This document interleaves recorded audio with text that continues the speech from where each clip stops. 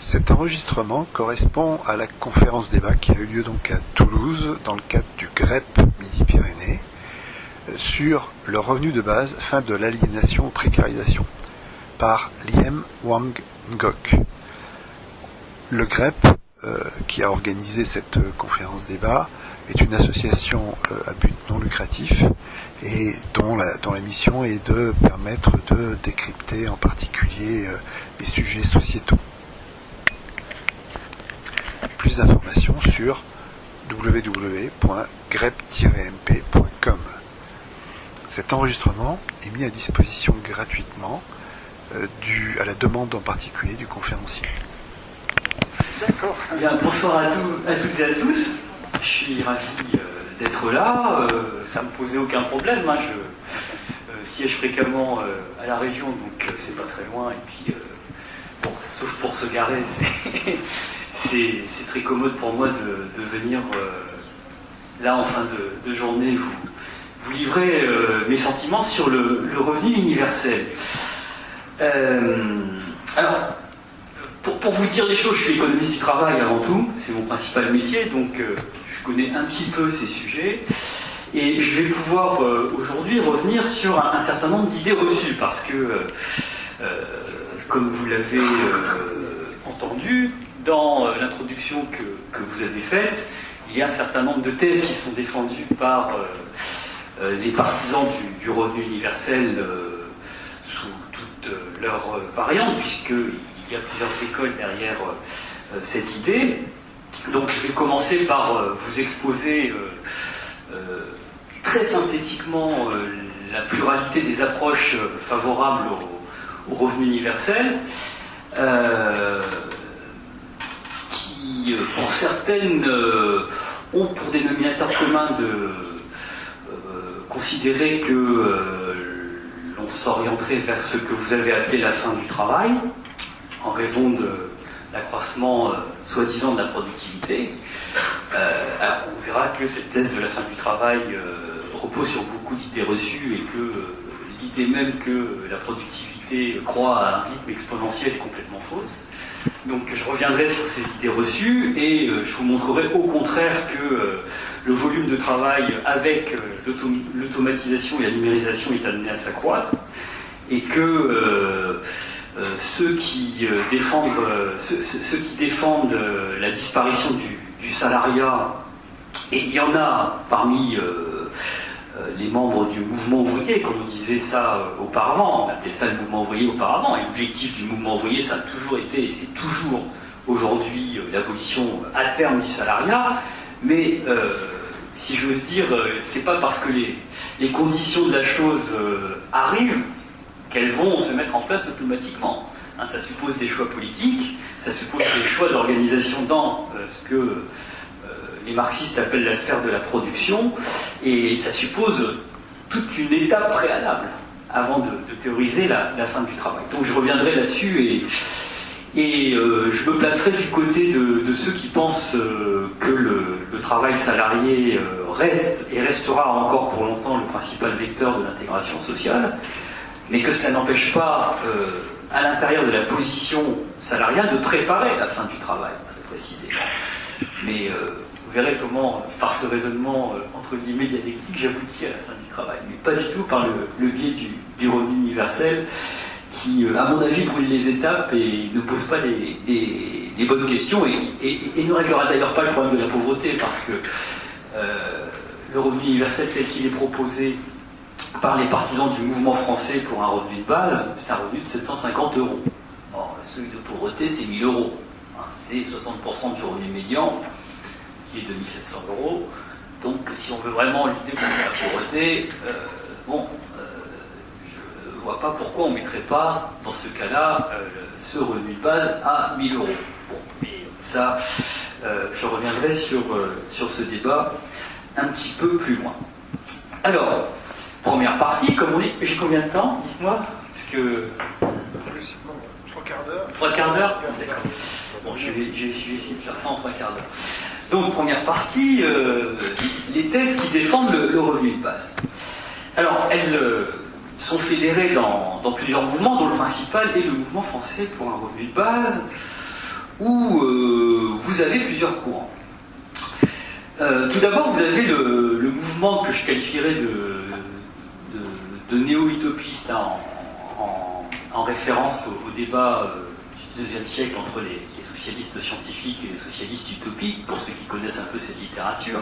Donc c'est un peu la tradition du socialisme utopique qu'on retrouve à travers des travaux comme de gens comme André Gortz, par exemple, qui estime qu'en dehors de l'économie monétaire, l'économie capitaliste, qui qualifie d'économie monétaire, d'économie hétéronome, où régnerait le phénomène de la subordination du travail salarié, qui dès lors serait nécessairement du travail aliéné, eh bien, il conviendrait de développer à côté de cette sphère de l'économie monétaire une sphère dite de l'économie autonome, une sphère des activités autonomes où les individus pourraient s'épanouir.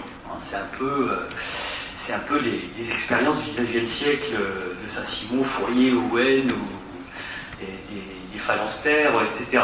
C'est un peu l'idée que pour renouer avec ces expériences-là, le revenu universel permettrait de subsister sans s'aliéner dans l'entreprise capitaliste, et donc de développer dans l'économie sociale et solidaire, par exemple, eh bien, des activités épanouissantes. Et donc, ceux qui souhaiteraient s'aliéner continuera à s'aliéner dans l'économie monétaire, mais l'enjeu serait de permettre le développement d'une sphère d'activité autonome où les individus s'épanouiraient, contre des activités hétéronomes qui seraient des activités aliénantes. Donc vous avez cette première école, donc hein, c'est la version, disons, de gauche, entre guillemets, du revenu universel. Alors de l'autre côté, vous avez une version de droite, version libérale, défendue par un économiste comme Jacques Pichot, qui est classé très libéral, et puis dans la sphère politique, c'est défendu par Frédéric Lefebvre. Si vous voyez qui est Frédéric Lefebvre, c'est un ex membre de l'UMP version Sarkozy qui maintenant chez les Républicains, et qui défend la thèse libérale selon laquelle le revenu universel serait la figure de l'impôt négatif, défendu par les libéraux, défendu par quelqu'un comme Milton Friedman notamment, qui pense que si on alloue une dotation initiale aux agents économiques, comme cela est conceptualisé dans ce qu'on appelle le modèle d'équilibre général de concurrence parfaite néoclassique, donc vous avez une dotation initiale qui permet aux agents économiques d'effectuer leurs calculs sur des marchés de concurrence parfaite, où ils sont libres, par exemple sur le marché du travail, d'offrir leur travail, ou de préférer le loisir, si vous voulez. Et donc, l'avantage de cette dotation initiale, c'est que pour les libéraux, le marché du travail peut fonctionner de façon complètement concurrentielle, c'est-à-dire sans entrave. Sans entrave, cela signifie sans ce qu'ils appellent des rigidités. Les rigidités, ce sont par exemple le salaire minimum, ou ce sont les prestations de sécurité sociale financées par la cotisation sociale qui pèseraient sur le coût du travail et qui, dès lors, représenterait un obstacle à une demande de travail dynamique, puisque, comme vous le savez, pour les libéraux, le principal déterminant de l'emploi, c'est le coût du travail. Donc, le marché du travail pourrait fonctionner de façon complètement concurrentielle, les salaires seraient complètement flexibles, il n'y aurait pas d'allocation chômage à financer par des cotisations sociales, il n'y aurait pas de sécurité sociale à financer par les cotisations sociales, même les retraites ne seraient pas financées par les cotisations sociales, et donc vous auriez un marché du travail qui fonctionnerait de façon complètement concurrentielle, et de cette façon-là, on réglerait en même temps le problème de l'emploi. Il y aurait le plein emploi, et puis il y aurait une dotation initiale, un salaire universel pour régler le problème de la pauvreté. Donc ça, c'est la deuxième variante, de l'autre côté, que l'on trouve dans le mouvement français pour le revenu de base. Alors, ensuite, vous avez les fameuses thèses de la fin du travail, qui sont développées par un certain nombre de sociologues qui ne connaissent pas forcément les données économiques. Et vous avez par exemple quelqu'un comme Mireille Bruyère, que vous allez... j'ai vu passer le slide là, qui défend cette thèse antiproductiviste, enfin antiproductivité du travail, etc. Et c'est toute une série d'auteurs, pas seulement elle, hein, je pense pas elle parce qu'elle n'a pas forcément travaillé sur le revenu universel, mais vous avez toute une série d'auteurs qui vous expliquent que le plein emploi c'est terminé, que l'on s'oriente vers la fin du travail parce que la productivité explose et que progressivement les robots vont remplacer les individus et que naturellement se trouve poser un problème d'exclusion vis-à-vis de la sphère qui servait de vecteur d'intégration sociale, qui est la sphère de l'emploi.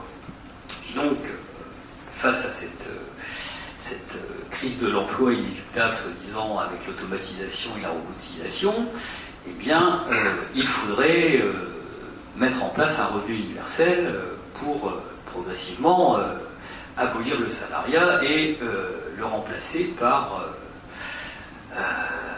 des activités qui elles-mêmes seraient épanouissantes. Bon. Et enfin, vous avez une dernière version, qui est une version néo-marxiste,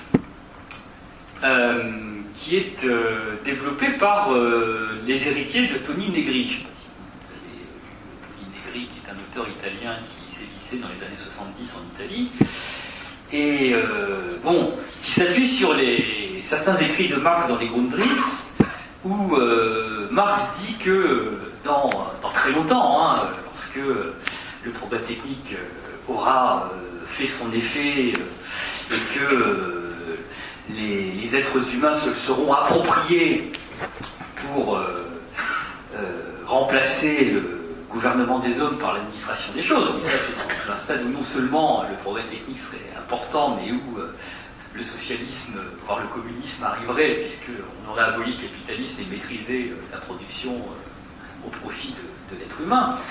Eh bien, la science deviendrait force productive immédiate et le temps libre remplacerait le temps de travail comme mesure de la richesse. Bon, je ne sais pas si vous connaissez cette littérature. Et donc, ces auteurs estiment qu'on est arrivé à ce stade où c'est plus le temps de travail immédiat qui mesurerait la richesse, mais ce qu'ils appellent le general intellect en anglais, c'est-à-dire l'intelligence générale de la société qu'il faudrait rémunérer par conséquent par autre chose que par le salaire. D'où l'idée de faire monter en puissance le revenu universel. Donc voilà, vous avez tout un ensemble d'auteurs que j'ai essayé de résumer qui convergent pour dire que le revenu universel, au fond, est la solution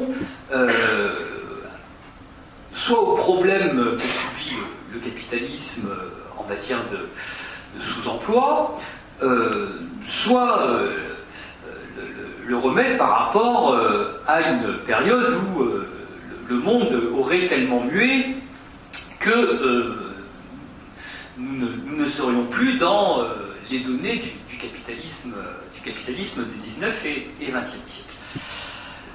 Bon, alors pourquoi j'ai dit en introduction qu'il y avait un certain nombre d'idées reçues dans toutes les thèses que j'ai évoquées.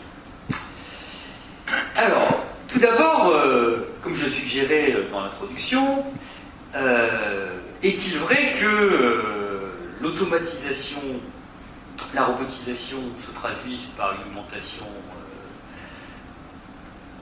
exponentielle des gains de la productivité? Est-ce que la thèse du chômage technologique, selon laquelle ceci détruirait nécessairement des emplois, est avérée? Alors, première remarque, la productivité du travail augmentait à un rythme de 4% par an pendant les 30 Glorieuses, entre 45 et 75. Elle a ensuite décru au cours des 20 années suivantes, puisque la productivité du travail a été inférieure à 2%, et aujourd'hui, les gains de productivité dans l'ensemble de l'économie sont de 1,1% par an. Bon. Autrement dit, les économistes vous expliqueront que la croissance n'a jamais été aussi riche en emploi. Elle était pauvre en emploi au cours des 30 Glorieuses. Un point de croissance crée très peu d'emplois pendant les 30 Glorieuses, et en créait 4 fois moins qu'aujourd'hui, et pourtant nous avions le plein emploi. Parce que l'économie tournait à un rythme élevé. Un taux de croissance de 6% par an. Aujourd'hui, vous avez un taux de croissance de... cette année, on va faire 1,7% par an. Vous voyez, comme quoi on n'est pas dans le productivisme effréné, on est carrément en décroissance. Non seulement la productivité n'a jamais cru aussi faiblement, mais la croissance de l'économie n'a jamais été aussi faible, en particulier dans la zone euro. Donc, l'idée selon laquelle c'est la productivité qui tuerait l'emploi et c'est la croissance qui serait nocive notamment pour l'environnement, sont des idées reçues. Une des croissances de l'économie, non seulement ça n'a pas... comment dire ça n'a pas non plus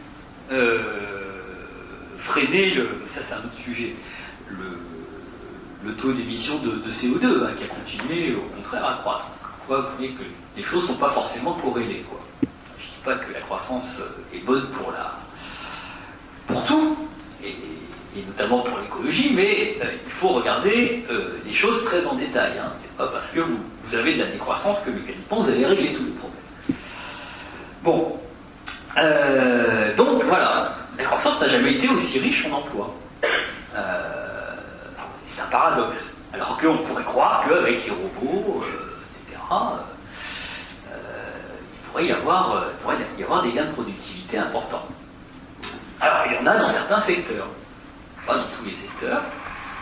Il y en a dans certains secteurs. La productivité augmente plus vite dans le secteur industriel que dans les services, évidemment. Mais, en règle générale, eh bien, on a aujourd'hui une économie qui crée un point de croissance qui crée beaucoup plus d'emplois, qui crée 4 fois plus d'emplois que pendant les 30 Glorieuses. Pourtant, il y a du chômage parce que la croissance est insuffisante, parce que la réduction des temps de travail n'opère plus, etc., etc. Mais c'est pas du tout les idées reçues qu'on a habituellement. Alors ensuite, est-ce qu'en France il y a trop de robots? Est-ce qu'il faut taxer les robots? Bon. Il y a en France 126 robots pour 10 000 employés. Alors, robots, j'inclus les ordinateurs, le numérique, etc. Donc, vous avez 126 robots pour 10 000 employés. En Allemagne, vous en avez 300 pour 10 000 employés. Et en Corée du Sud, vous en avez 500 pour 10 000 employés. Vous voyez que si vous prenez la France est sous-dotée en termes de robotisation et d'automatisation par rapport aux autres pays qui sont réputés les plus dynamiques et qui pourtant sont en plein emploi. Voilà, l'Allemagne est en plein emploi, la Corée du Sud est en plein emploi. Bon. Le Japon est en plein emploi, ils ont des taux de robotisation comparables à ce qui se fait en Allemagne. Où est-ce que j'en étais? Oui. Alors prenons l'emploi maintenant. L'emploi dans le secteur des nouvelles technologies. Bon, on pourrait croire que la robotisation tue l'emploi. On se rend compte que de 2009 à 2014, c'est des chiffres que je suis allé chercher dans le rapport du Conseil d'orientation de l'emploi, eh bien, l'emploi croît à un rythme de 0,6 points par an dans l'ensemble de l'économie française. Et vous prenez dans le secteur des nouvelles technologies, l'emploi croît à un rythme de 2,6%. C'est par an. 0,6 points par an pour l'ensemble de l'économie et 2,6 points par an dans le secteur des nouvelles technologies de l'information et de la communication. Donc vous voyez que ça crée des emplois. Pourquoi? Parce que ce rapport recense les différents biais par lesquels l'automatisation et la robotisation créent des emplois. Alors, évidemment, à première vue, ça détruit des emplois, puisque ça remplace des tâches routinières par des tâches un petit peu plus, par des machines, et du coup, ça change la nature du travail. Mais pour faire tourner une machine, il faut des individus. Hein.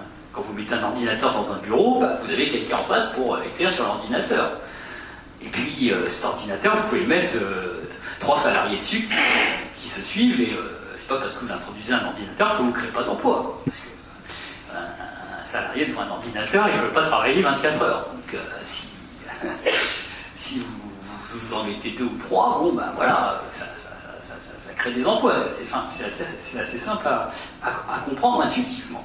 Mais plus généralement, c'est quoi le mécanisme économique qui est mis en évidence par les économistes? C'est le fait que l'innovation engendre une baisse des prix, une baisse des coûts de production, parce que vous améliorez la productivité, donc ça améliore également les prix, une baisse des prix, si vous avez une baisse des coûts, et par conséquent, si vous avez une baisse des prix, vous avez une demande qui va se porter beaucoup plus sur les biens qui ont des prix qui ont baissé par rapport aux autres. Et puis s'il s'agit d'entreprises qui fabriquent des produits dits innovants, eh bien, c'est des produits qui vont capter une nouvelle clientèle, vous avez une demande massive qui va se porter à nouveau sur ces produits.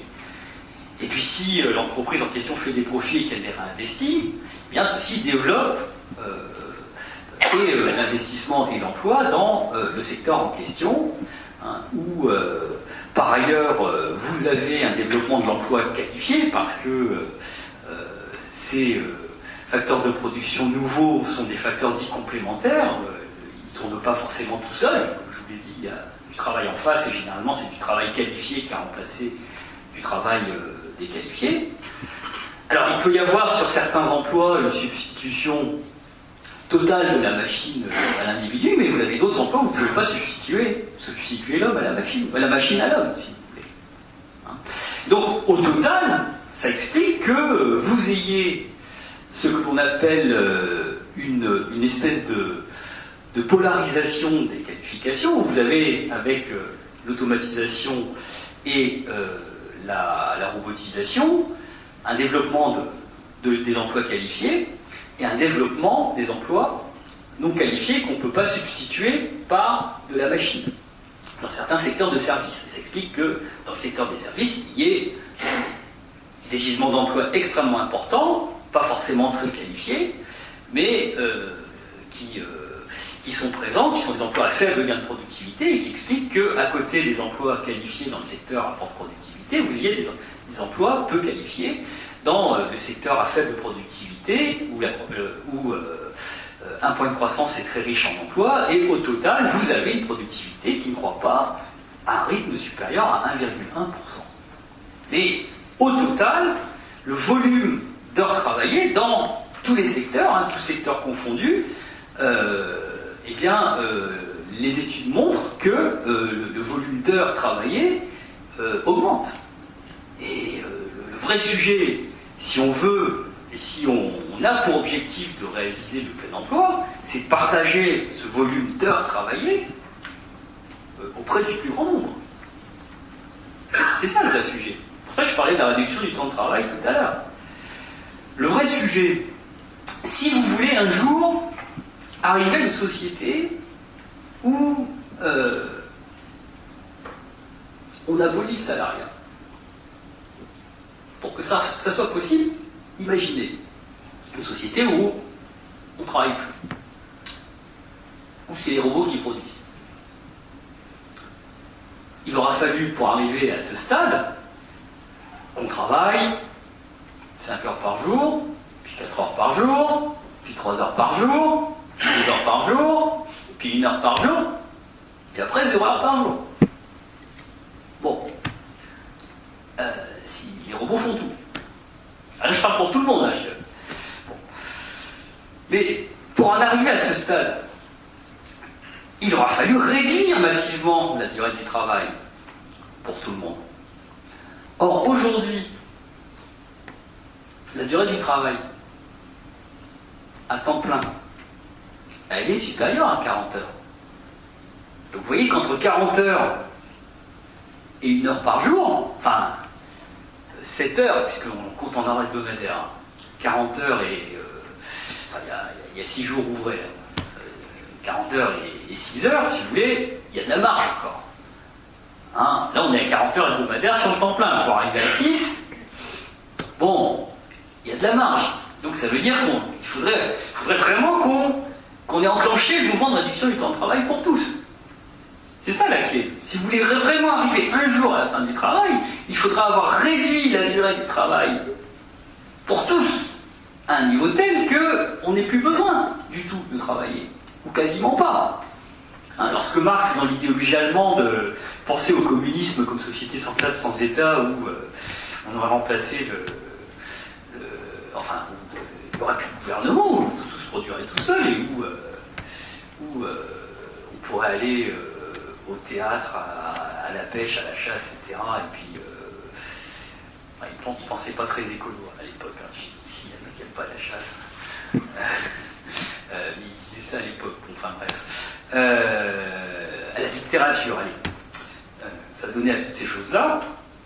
Eh bien, il estimait qu'il aurait fallu un degré tellement important de développement des forces productives que l'on puisse arriver à ce stade. Pour en arriver là, il faut enclencher le mouvement de réduction du temps de travail. Parce que si vous ne le faites pas, qu'est-ce qui se passe? Il se passe que la réduction du temps de travail, elle se fait. Elle se fait automatiquement par le chômage. Vous avez une partie de la population qui bosse pour 40 heures, et l'autre qui se retrouve au chômage. Et ça vous donne l'impression que le travail c'est fini, alors que le volume total d'heures de travail continue à croître.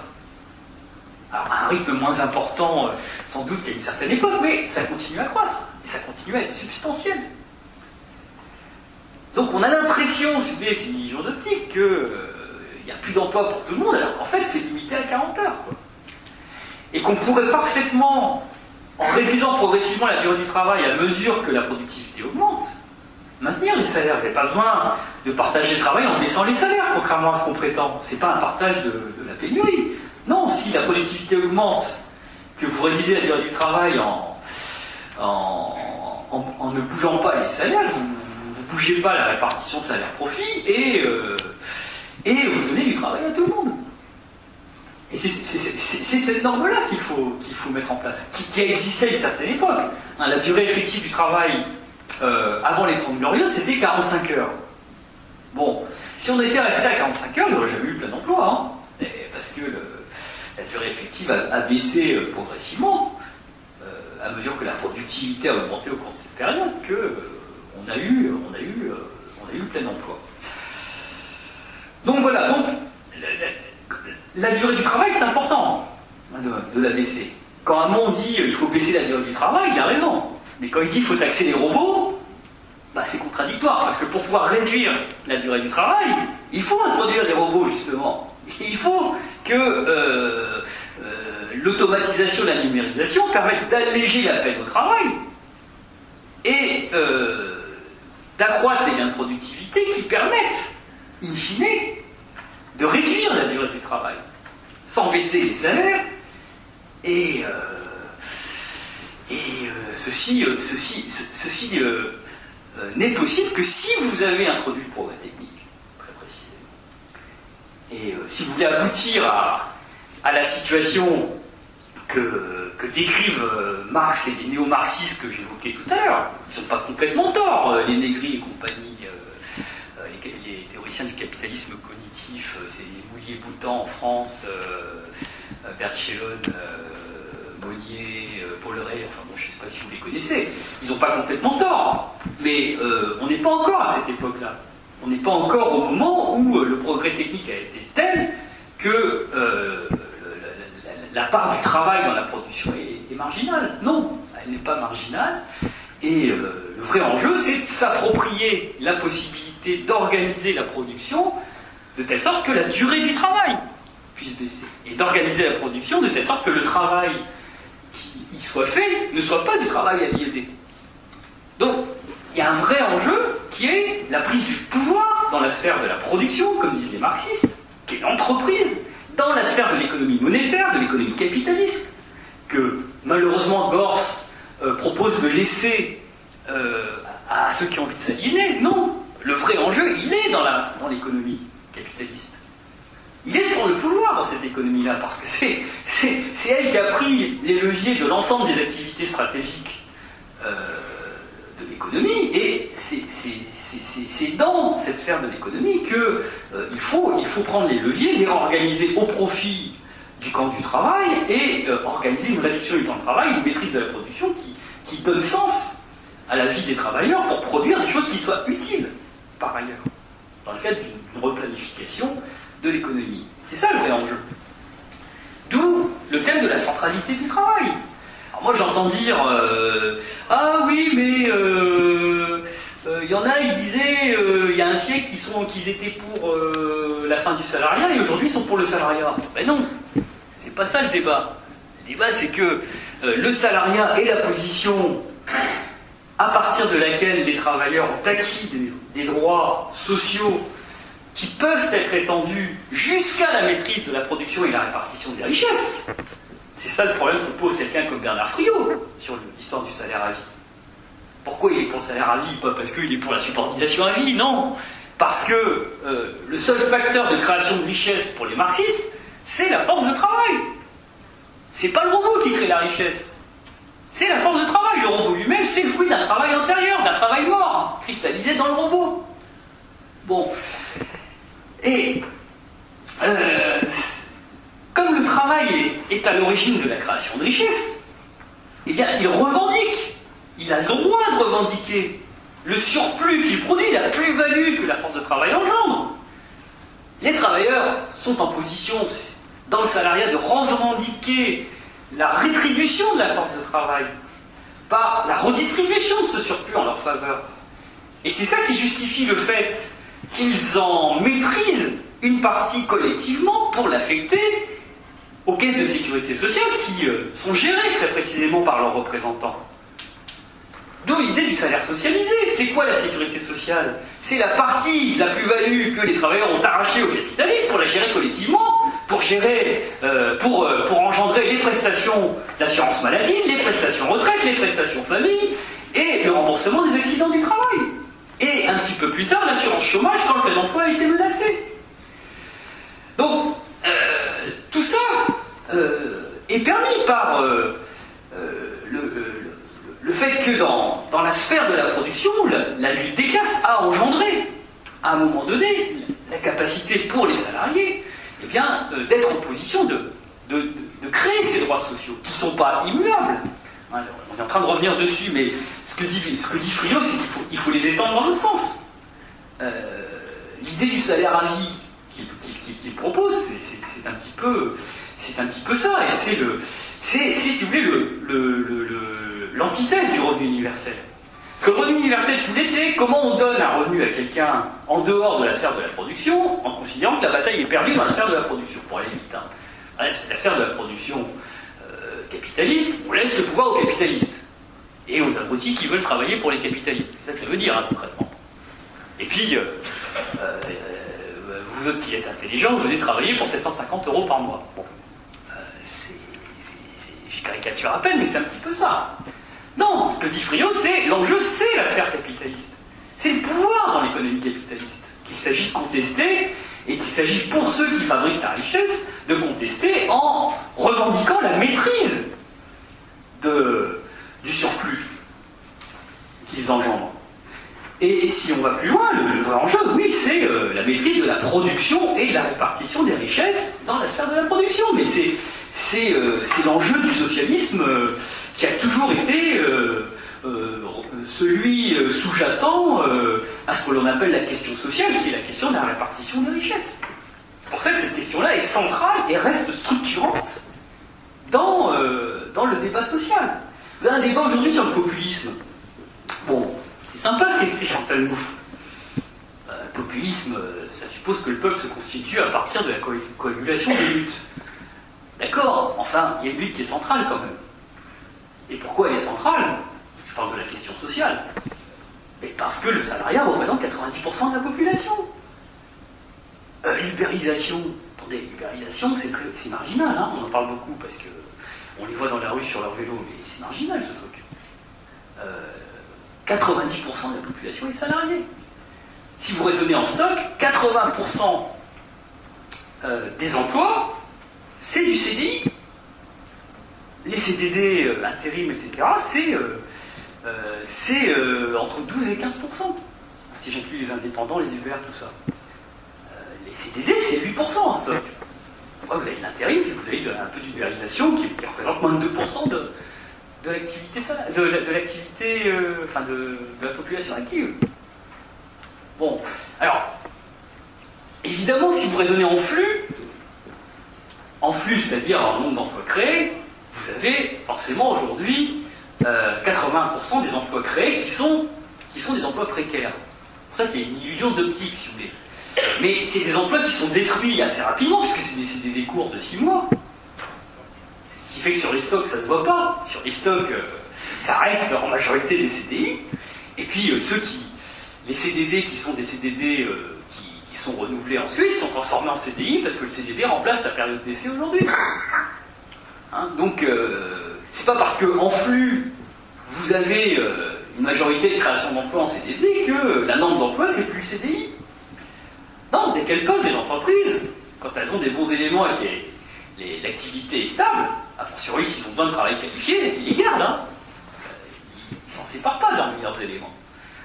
Bon, surtout avec le développement des nouvelles technologies qui suppose un certain nombre de compétences acquises dans l'entreprise elle-même. Bon, donc tout ça pour vous dire que il y a quelques raisons pour défendre le modèle où le salariat reste central. Et ceci pose la question du modèle social. Parce que, je vais terminer là-dessus, c'est pas du tout le même modèle social que défendent les gens du revenu universel. Et là, on va arriver très vite, vous allez très vite comprendre, quand on va arriver dans le concret, pourquoi les syndicats sont assez sceptiques vis-à-vis des thèses du revenu universel. C'est pas du tout le même modèle social. Le revenu universel, version tout ce que j'ai dit là, ils s'entendent pour dire 750 €. Bon. Universel, ça veut dire, vous le donnez du plus pauvre à Bernard Arnault, première fortune de France. Hein, donc ça veut dire que 60 millions de Français le touchent, y compris les jeunes, hein, y compris les moins de 12 ans, hein, dans les scénarios que j'ai vus. Bon. Ça coûte, ça a été chiffré. Étude de la Fondation Jean Jaurès, quand Hamon était candidat du PS à la présidentielle, il avait fait chiffrer ça par la Fondation Jean Jaurès, qui est le think tank du Parti Socialiste. 630 milliards. Pour un revenu universel de 750 €. Qui ne règle pas le problème de la pauvreté, par exemple, hein, puisque, comme je vous l'ai dit, le seuil de pauvreté est à 1000 €. Bon. Savez-vous quel est le budget de la sécurité sociale? 5 milliards. Un peu moins de 500 milliards. Donc, vous devinez que c'est soit l'un soit l'autre. Et ça veut dire que c'est pas les mêmes qui payent. Bon, ça veut dire que, clairement, si vous transférez les 500 milliards de prélèvements obligatoires qui vont à la Sécu pour financer le revenu universel, c'est-à-dire que c'est plus les cotisations. Donc vous supprimez les cotisations, ce qui arrange bien les libéraux qui sont favorables à l'abaissement du coût du travail, les Frédéric Lefebvre, Jacques Pichot, Milton Friedman et compagnie. Bon, donc ça les arrange. Vous n'avez plus de cotisations, vous n'avez plus de charges sociales, comme ils disent. Un coût du travail qui baisse drastiquement. Et puis, de l'autre côté, vous êtes obligé de charger les impôts. Vous êtes obligé d'augmenter la CSG pour les uns. Enfin bon, est-ce qu'on la rend progressive ou pas? Enfin, vous allez voir ce débat-là, quoi. Ou est-ce qu'on passe par la TVA? Il y en a qui proposent d'augmenter la TVA. Bon, à partir du moment où vous passez par l'impôt, c'est pas la même musique, hein. Là, c'est pas les salariés qui payent, là, c'est un débat sur qui paye en termes de contribuables. Alors évidemment, on peut imaginer, c'est ce qu'imaginent les versions les plus, entre guillemets, progressistes un système fiscal le plus progressif possible, où on mobilise l'impôt sur le revenu, mais vous voyez que c'est plus la même philosophie, quoi. Mais ça veut dire qu'en tout cas, vous changez le modèle social, vous détruisez la sécurité sociale. Il n'y a plus de remboursement de sécurité sociale sur les petits risques. Hein. Dans le scénario que j'évoque là, il était question sur les petits risques.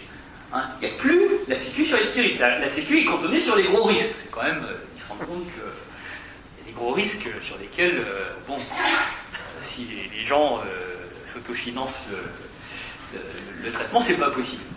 Mais Fillon avait ça comme projet pendant la présidentielle, de laisser les petits risques aux assurances privées et concentrer la sécu sur les gros risques. Là, c'est pareil. Là, ça veut dire qu'avec votre revenu universel, pour les petits risques, vous financez vous-même. Alors, soit vous-même, soit vous prenez les assurances privées. Pareil.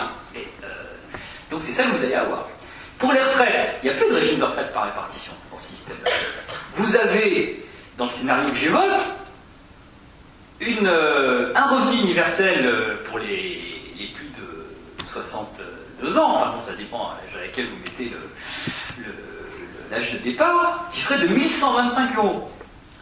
Et on est en dessous de 1200 € qui est le niveau de pension moyen, là, au-dessus duquel ils ont taxé la CSG. Là. Ils ont pris 1200 parce que c'est la moyenne, si vous voulez. Bon, donc là on a 1125. Et puis après, vous auriez un revenu universel pour les jeunes, entre 12 et 18 ans, puis en dessous de 12 ans, enfin bon, bref. Ça doit être quelque chose comme, si mes souvenirs sont bons, du 300 €, quelque chose comme ça pour les jeunes. Donc vous n'auriez plus de sécu, plus de retraite, sauf sur les gros risques. Et pour les retraités, si vous trouvez que c'est pas assez, il y a les fonds de pension, quoi. Donc c'est ça que ça veut dire, hein, comme modèle de société, très concrètement. Voilà. Donc c'est un choix important, alors que si vous maintenez un modèle centré sur le travail, bon, déjà, contrairement à ce qu'on raconte, la Sécu n'est pas en déficit. Contre la Sécu, ils sont structurellement équilibrés. Donc on arrête de dire n'importe quoi sur la Sécu. Le déficit de la Sécu, il est conjoncturel. Et conjoncturel, ça veut dire que quand la conjoncture se dégrade et que le chômage augmente parce qu'on a appliqué une mauvaise politique économique, parce qu'on a fait l'austérité pour aller vite, eh bien les comptes se creusent mécaniquement. Mais c'est pas inquiétant parce que ça finance ces déficits des dépenses, des prestations qui soutiennent les dépenses des plus démunis et qui soutiennent la reprise. Et ensuite, on revient à l'équilibre. C'est pour ça qu'après la crise de 2008, il y a eu ce jeu de ce qu'on appelle les stabilisateurs automatiques, où les déficits se sont creusés, mais comme la France a un meilleur modèle social que les autres, on est revenu à l'équilibre beaucoup plus rapidement. Et aujourd'hui, on est à l'équilibre. Alors, il y a eu les fameuses réformes des retraites, tout ce que vous voulez, d'accord, mais sur le reste, l'assurance maladie, aujourd'hui, l'assurance maladie, les retraites, c'est même excédentaire de 1,3 milliard, l'assurance maladie, c'est excédentaire, c'est équilibré, pardon, et la famille, c'est excédentaire. Donc, voilà, donc il n'y a pas le feu à la maison, et si on veut étendre les droits, on peut. Alors, après, il y a un débat, hein, il y a un débat. Alors, évidemment, il y a un choc démographique. Il y avait 4 actifs pour un inactif pendant les 30 Glorieuses. Aujourd'hui, on tend vers 1,5 actifs pour un inactif. Ce qui tend les choses. Mais comme la productivité a un petit peu augmenté, bon elle augmente beaucoup moins qu'à l'époque, mais il y a cet élément qu'il faut prendre en compte, mais il y a une tension. Alors, d'où le débat, est-ce qu'on allonge la durée de cotisation, est-ce qu'on réduit le niveau des pensions, ou est-ce qu'on augmente le taux de cotisation? Bon, mais ça c'est des choix politiques. C'est des choix politiques. Le choix qu'on a fait aujourd'hui, c'est de ne pas toucher au taux de cotisation, et puis c'est d'essayer d'introduire un système par points où les gens vont choisir eux-mêmes de baisser leur niveau de pension ou de travailler plus longtemps, quoi. C'est ça, le système par points, c'est ça, hein, ça sert uniquement à ça. Ça sert à ne pas toucher les cotisations que vont payer notamment les employeurs, et donc on va ajuster autrement, mais au lieu de négocier ça avec les syndicats tous les 3 ans avec des gens dans la rue, bah, c'est les gens individuellement qui vont le faire tout seuls, quoi. Les uns du système de retraite. Hein. Bon, mais là je ferme la parenthèse, mais ça pour vous dire que le débat sur la Sécu, il est certes sensible, mais il n'est pas insolvable, quoi. Il n'est absolument pas insolvable, surtout si on considère que vous avez 7 points de PIB qui sont passés du travail au capital entre 83 et 98, et que depuis ça s'est stabilisé. Hein. Un point de PIB c'est 20 milliards, 7 points de PIB, vous voyez ce que je veux dire, quoi. 7 fois 5, c'est 120 milliards, quoi. Bon, voilà. Donc, il y a de quoi méditer si on se base dans la sphère du partage des richesses. Et moi, à l'époque, j'avais chiffré le scénario d'un retour à la retraite à 60 ans, ça coûtait 18 milliards, c'est pas énorme. En moyennant quelques points d'augmentation de cotisation et de suppression de certaines niches sur les retraites par capitalisation, on y arrivait. Bon. Après, il y a le problème de la pauvreté. Le problème de la pauvreté. Bon. Qui est posé par les théoriciens du revenu universel. Mais si on veut éradiquer la pauvreté aujourd'hui, c'est très facile. Hein. C'est très facile. Et là, je fais appel de la provocation. Il suffit de mettre les minima sociaux à 1 000 €. Vous n'avez plus de pauvres en France. Vous n'avez plus de pauvres si vous mettez les minima sociaux à 1 000 €. Et sans les filer à M. Arnaud, la famille Pétancourt, Fouic et compagnie, hein. Vous n'êtes pas obligé de leur filer. Hein.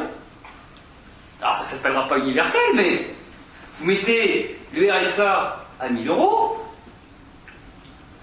Si on s'en tient à ceux qui y ont droit et qui le demandent, parce que tous les ayants droit ne le demandent pas, ça coûte 10 milliards. Ça coûte que dalle, hein. 10 milliards à côté des 630 milliards du revenu universel. Pour ça, je vous dis, ça coûte que dalle. Les cadeaux fiscaux la première année, suppression de l'impôt sur les dividendes, suppression de l'ISF, baisse de l'impôt sur les sociétés, prélèvement libératoire, ça a coûté 1,5 milliard en tout. Hein. Vous voyez le choix qui a été fait. Et là, il nous amuse avec un revenu d'activité, comment il appelle ça ? Revenu universel d'activité. Alors déjà, c'est complètement contradictoire, parce que soit c'est universel et on a le droit de choisir de travailler ou pas, hein, dans la philosophie de Gors et compagnie, soit c'est d'activité, c'est pas universel, et si on n'accepte pas les offres valables d'emploi de Pôle emploi, on se fait supprimer le revenu, et c'est ce qui est prévu. Donc vous voyez le gadget, enfin, c'est que du gadget cette affaire. Et ils vont pas l'augmenter, ils vont fusionner ce qui existe. Pour fusionner ce qui existe, c'est très pratique, parce que ça permet de plus augmenter chaque rubrique l'une par une. Hein. Vous n'avez plus d'APL, si vous n'avez plus d'APL, vous n'avez plus le débat sur est-ce qu'il faut augmenter ou pas l'APL. Là, vous mettez tout dans le paquet, et tout le paquet, vous dites, ah bah non, bah, c'est dans les objectifs d'augmentation des dépenses de l'État, donc ça va pas bouger. Puis on va faire comme avec les collectivités territoriales, on va dire, c'est plus 1,2 par an. Et comme c'est géré par les aides sociales, c'est géré par les départements, bah voilà, ça rentre dans cette enveloppe-là. Donc vous avez une pierre de coups tout fait pour faire de l'austérité sur les minima sociaux. Voilà, c'est ce qu'il faut faire. Bon, mais la solution elle est très simple. Hein. Si vous voulez mettre 10 milliards, bah, vous les mettez et vous avez un RSA à 1 000 €. Vous en mettez 16-17, vous allez chercher les ayants droit par la main, vous créez des emplois aidés pour aller les chercher, leur dire arrêtez de faire la manche, allez demander le RSA et vous avez 10 €, je peux vous dire que les gens ils vont y aller, quoi. Ça coûte pas si cher, et ça crée des emplois dans la cohésion sociale. Si on crée des emplois type Atelier Carmonde, les emplois d'Atelier Carmonde, c'est des emplois dans le cadre de l'expérience territoire zéro chômeur, pour ceux qui connaissent, hein, où certaines communes avaient droit à des emplois aidés pour faire de la cohésion sociale. Bon, ça coûtait pas très cher, quoi. Voilà, donc si on met entre 10 et 20 milliards, il y a moyen de régler le problème de la pauvreté en France. Donc tout ça pour vous dire, on dit beaucoup de choses, hein, c'est vraiment devenu un gadget cette affaire de revenu universel, cette histoire de taxation des robots et tout ce que vous voulez. Enfin bon, quand on gratte un peu derrière, c'est quand même beaucoup de slogans, quoi. Et si on réfléchit beaucoup plus concrètement et beaucoup plus prosaïquement à ce qu'on peut faire et pour lutter contre la pauvreté et pour avancer, pour déplacer le balancier du mouvement social un petit peu plus à gauche, parce qu'il est arrivé très, très à droite et c'est pas terminé. Bon, voilà, on sait à peu près ce qu'il faut faire. Bon, encore faut-il prêter une oreille attentive à ce qui se dit chez celles et ceux qui ont envie de contribuer au débat public, mais qu'on n'écoute pas toujours. Merci pour votre attention.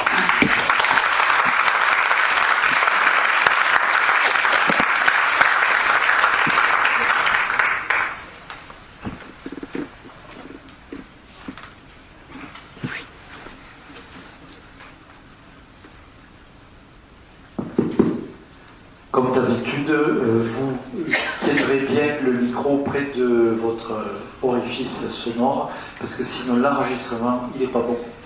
Alors, n'hésitez pas à lever le bras pendant que j'attends, parce que ça me permet de bouger pendant la réponse du conférencier.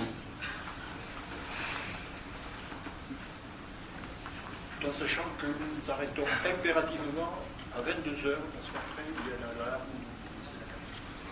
Bien, merci pour votre présentation, mais il y a quelque chose que je n'arrive pas à comprendre et que je ne suis pas.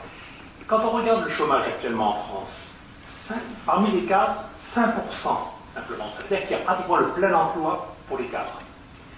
Pour les professions intermédiaires, de type administratif et ouvriers spécialisés, 10%. Et là où il y a un vrai chômage, 20 à 30%, c'est dans les ouvriers non qualifiés. Donc on ne peut pas faire le même raisonnement pour chaque type de population.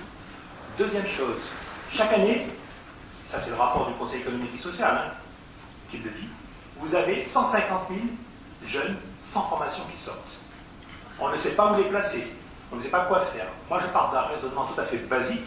On a perdu l'outil de travail en France. Et l'outil de travail, évidemment, je suis dans le domaine des ordinateurs, je suis dans le domaine de l'automatique, donc je peux très bien comprendre ce que vous dites. Mais on manque de l'outil de travail dans lequel les jeunes, à une certaine époque, arrivaient progressivement à monter, à créer une vie, ce qu'ils ne peuvent plus faire. C'est ma question rituelle. Je l'ai posée à la personne qui nous a présenté le progrès social la dernière fois. On ne sait pas trop y répondre. Comment, dans votre raisonnement, vous faites revenir le véritable outil de travail qui permet à cette population de non qualifiés de progressivement retrouver une vie de salarié?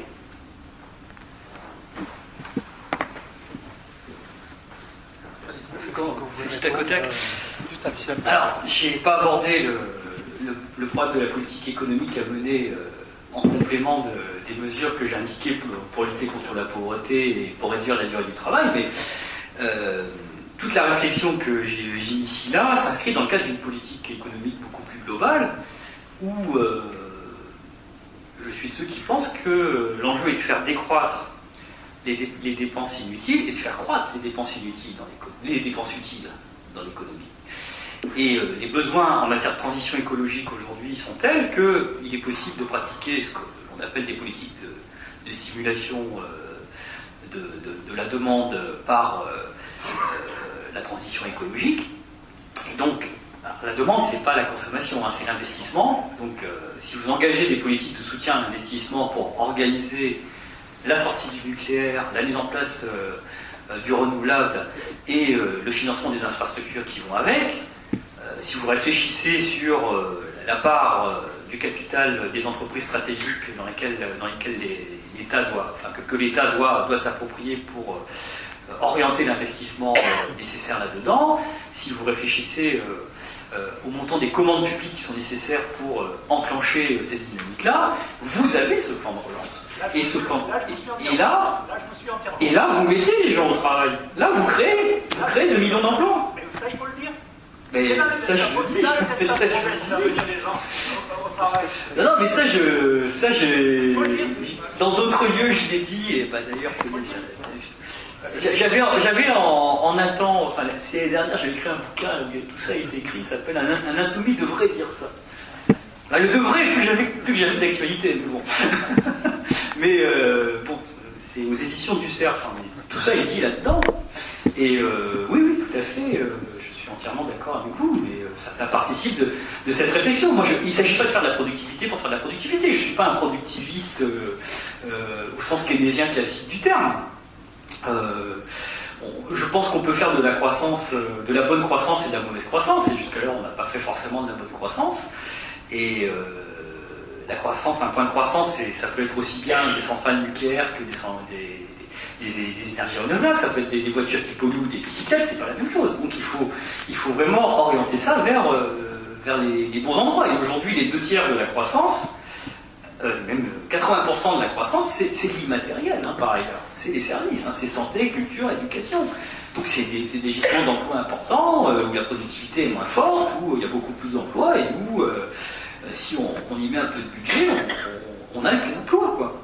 Voilà, mais ça, c'est des choix qui sont aujourd'hui pas faits parce qu'on a choisi les politiques d'austérité, parce qu'on a choisi l'adaptation à la mondialisation, mondialisation libérale, on a choisi de laisser faire, on a transmis tous les bijoux de famille aux fonds de pension, aux fonds de placement et aux grandes familles de ce pays qui se sont convertis aux joies du capitalisme financier et qui finissent par brader les bijoux de famille. Et Bouygues lui-même, quand il a les bijoux de famille que Sarkozy lui a transmis, il finit par les vendre aux Américains et aux Allemands, si vous voyez ce que je veux dire. Je parle d'Alstom.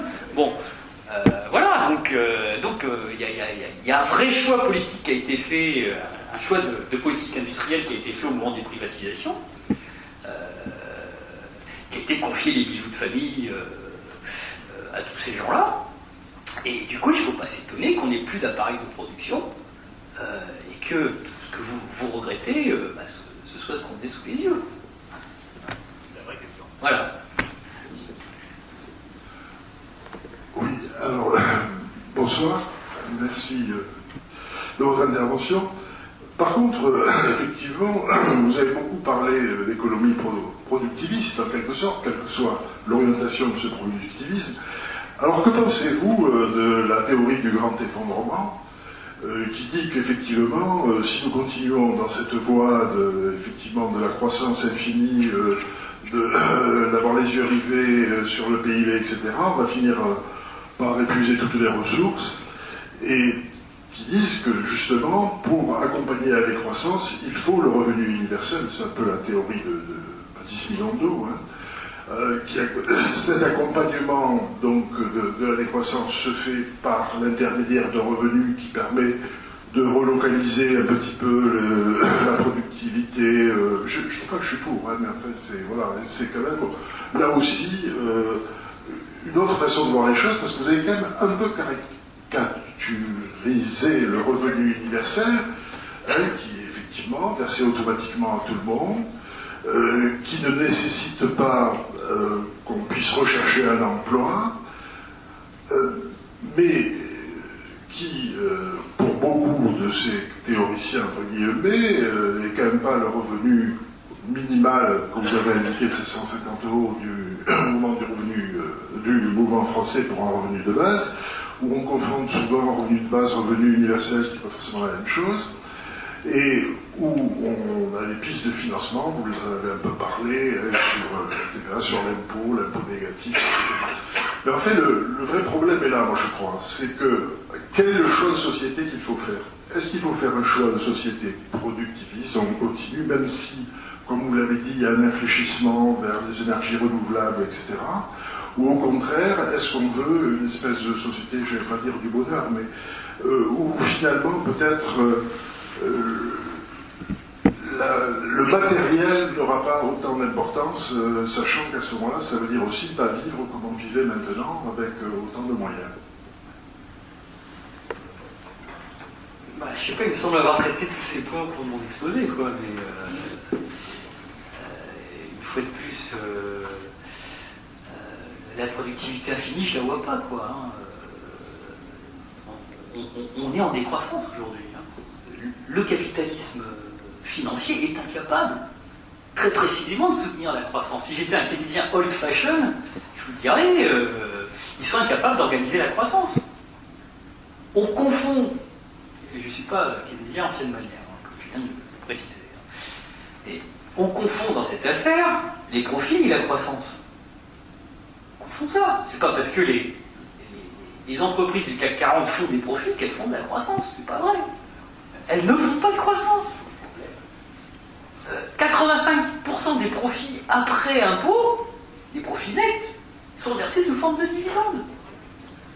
Donc on ne fait pas de croissance. C'est faux de dire aujourd'hui qu'on fait du productivisme, c'est pas vrai. Les capitalistes aujourd'hui n'ont pas la boulimie d'investissement qu'avaient les managers des 30 Glorieuses, qu'ils soient publics ou privés. Les managers publics français avaient une boulimie d'investissement dans le capitalisme d'État planifié par le général de Gaulle. Les capitalismes américains de la révolution managériale de James Burnham ou de John Kenneth Galbraith avaient la boulimie d'investissement, parce que ce n'étaient pas les actionnaires qui pilotaient les entreprises à l'époque. Et aujourd'hui, c'est le contraire. Aujourd'hui, les actionnaires qui pilotent les entreprises n'en ont rien à faire d'investir. Ils veulent en manger les dividendes. Ils veulent racheter les entreprises et les pecer et les revendre pour faire du bénéfice et se gaver de dividendes. Et ils le font en s'endettant à des taux extrêmement importants. Aujourd'hui, la grande stratégie des capitalistes, c'est de s'endetter, et le taux d'endettement des capitalistes est supérieur à 150% aujourd'hui. Hein. On parle des États, mais prenez monsieur Draghi, là. Il a une tête de 30 à 40 milliards, quoi. Lui tout seul, hein. Bon, il s'endette pour acheter des boîtes, pour les dépecer, pour les rendre plus chères, pour rembourser les LBO qu'ils ont contractés, qui sont des crédits hypothécaires pour les entreprises. Et puis, la dette, elle sert par ailleurs à filer du pognon aux actionnaires. Pour qu'ils achètent des actions pour les faire monter en bourse. Mais c'est pas de la croissance. La croissance du PIB, c'est Y égale C plus I chez les keynésiens. C'est, le PIB, c'est les dépenses de consommation des ménages, plus les dépenses d'investissement des entreprises. Les entreprises n'investissent pas. Les ménages subissent la crise du pouvoir d'achat. Donc vous avez une croissance qui est en berne. Enfin, sauf quand il y a un alignement des astres comme il y a eu ces 2 dernières années, quoi. La baisse du prix du pétrole, la baisse des taux d'intérêt, la baisse de l'euro par rapport au dollar, etc., etc. Mais une fois que tout ça est parti, vous n'avez plus rien. Là, ils sont en train de revoir leur prévision de croissance à la baisse. Hein. Donc on ne fait pas de croissance, c'est pas vrai. Ils font du profit, mais c'est pas parce qu'ils font du profit qu'on fait de la croissance. Que les profits ne sont pas investis, très précisément, dans la croissance. Et quand on fait de la croissance, on fait de la très mauvaise croissance. On ne fait pas, aux grandes dames de Hulot, de la transition écologique. Et donc, quand il y a le feu à la maison, on fait l'écologie punitive. On veut une taxe carbone, mais comme les gens ne peuvent pas faire autre chose que de rouler avec des bagnoles qui polluent, ils ne sont pas contents, puis le 17 avril, ils vont mettre leur gilet jaune, quoi. 17 novembre, pardon. Voilà. Donc, on se mord la queue. Et si on fait de la bonne croissance, moi je suis pour le progrès, hein, attendez, je suis pas pour le retour à l'âge de pierre. Moi je pense que les ordinateurs, les machins, les trucs, c'est un progrès, et que bien maîtrisé, ça ne détruit pas des emplois, hein, cette affaire. Non seulement ça nous rend plus intelligents, ça permet d'échanger mieux les informations. Alors, évidemment, il faut que ce soit maîtrisé, hein, c'est pas Orwell ou 2001 de l'espace. Il faut que ce soit maîtrisé par l'homme, avec un grand H, et la femme, avec un grand F. Et que tout ça soit organisé pour que ça profite à tout le monde. Mais au total, si on le fait correctement, si on fait croître les dépenses utiles, vous allez voir, on va faire de la croissance. Mais de la bonne croissance. Pas de la mauvaise. Hein, la décroissance, c'est une mauvaise réponse à une vraie question qui est posée, qui est que le capitalisme financier est incapable d'organiser les choses de façon harmonieuse. Voilà. Bon, alors moi je pense qu'on peut à la fois, en même temps, comme dirait quelqu'un que vous connaissez aussi bien que moi, on pourrait en même temps verser un revenu universel à tout le monde qui serait très différent du RSA et du chômage, et en même temps verser des prestations sociales telles qu'on les a actuellement. Pour cela, il faudrait taxer ceux qui ramènent la plus-value à tous ces prédateurs financiers qui, comme vous le dites très bien, confisquent la plus-value. Et c'est là où on aura le grand effondrement, effectivement. C'est si on continue comme ça à ce que la plus-value ne serve pas justement au bien commun, au progrès qui, disait la SNCF, ne vaut que s'il est partagé par tous. Donc, pour moi, il faut taxer quoi? Il faut taxer les transactions boursières, toutes ces manipulations qui enrichissent les gens qui ont déjà beaucoup de richesses et qui appauvrissent, précarisent la plupart des habitants de la planète. Alors après, c'est pas au niveau de la France qu'il faut que ça se joue, il faut que ça se joue au niveau du monde. Alors, c'est là où est le gros problème, c'est qu'aujourd'hui on raisonne au niveau du franco-français. On ne peut pas taxer les transactions boursières et le capital. Hein. Moi, je suis désolé, Marx est tout à fait au goût du jour. Ce qu'il a dit il y a 150 ans s'applique tout à fait aujourd'hui. Et donc, on devrait taxer, monsieur, moi je pense, les robots. Les robots ne sont pas faits pour supprimer les tâches besogneuses aux gens. Les robots sont faits par les gens qui ont de l'argent, qui peuvent investir, pour tout simplement ne plus payer de cotisations à des travailleurs. Ce qui n'est pas du tout la même chose. Voilà, c'est ça que... Donc moi je suis à l'inverse de vous, pour qu'on ait un progrès réel et non pas une paupérisation, pour un revenu universel qui fait que les gens ne seraient pas angoissés de faire semblant de chercher du travail pour garder leur revenu, leur RSA par exemple. Donc il faut à la fois un revenu universel et en même temps garder ce qui fait le progrès d'une société, c'est-à-dire une juste protection de tout, du plus faible jusqu'au plus fort.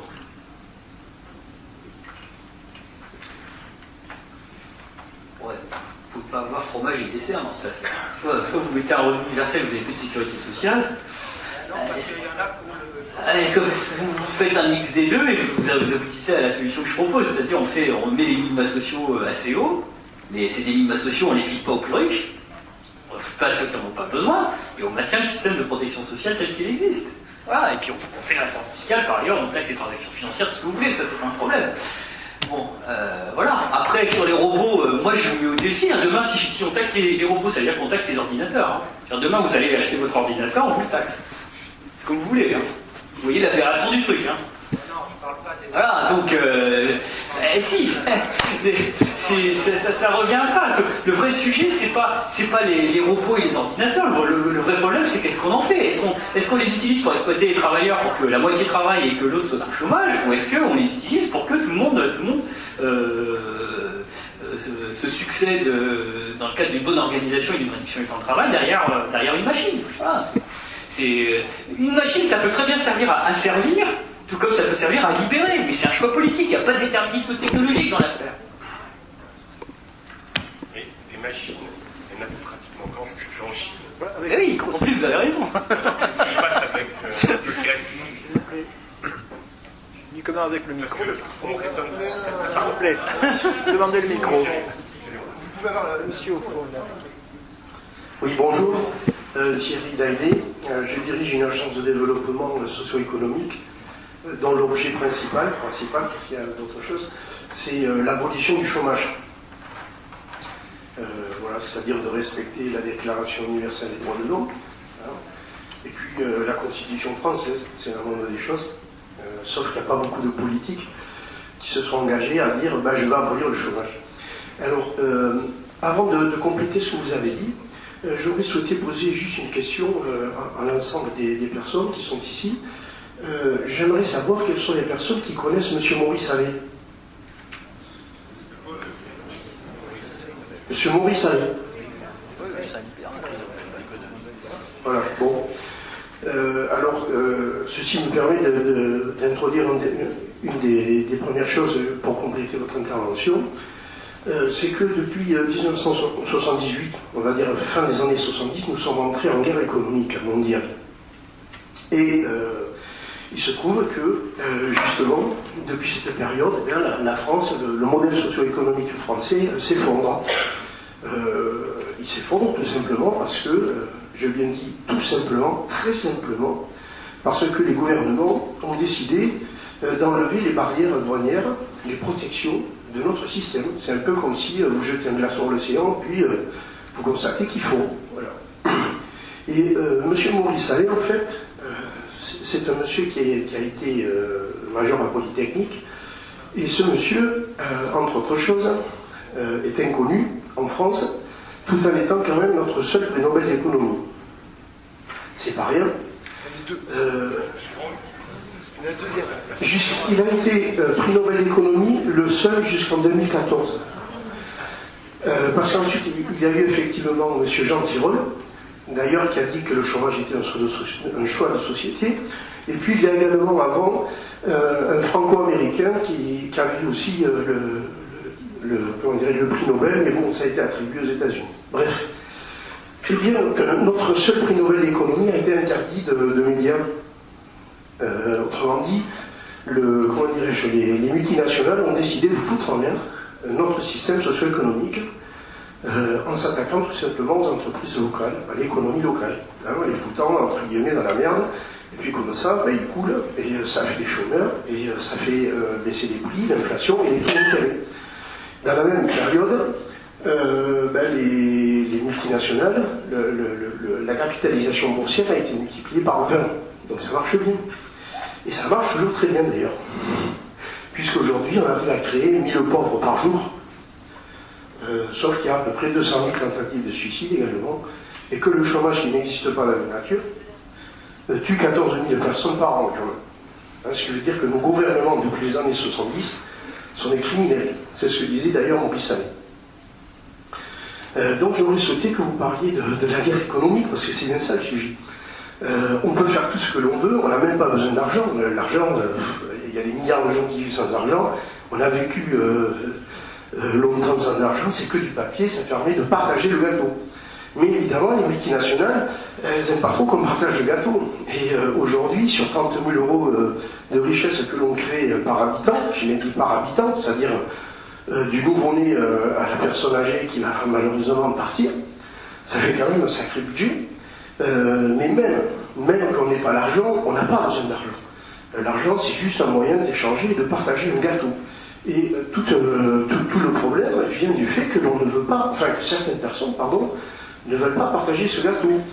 Alors évidemment, quand on parle de chômage, c'est-à-dire un choix de société, où on va priver un certain nombre de personnes de la possibilité de participer à la satisfaction de leurs besoins, ce qui est marqué donc dans la Déclaration universelle des droits de l'homme, chaque individu a le droit de travailler et également le devoir, c'est quand même la moindre des choses, de participer au boulot quand même. Et puis dans la Constitution française, où il est noté que la République doit protéger le citoyen du chômage.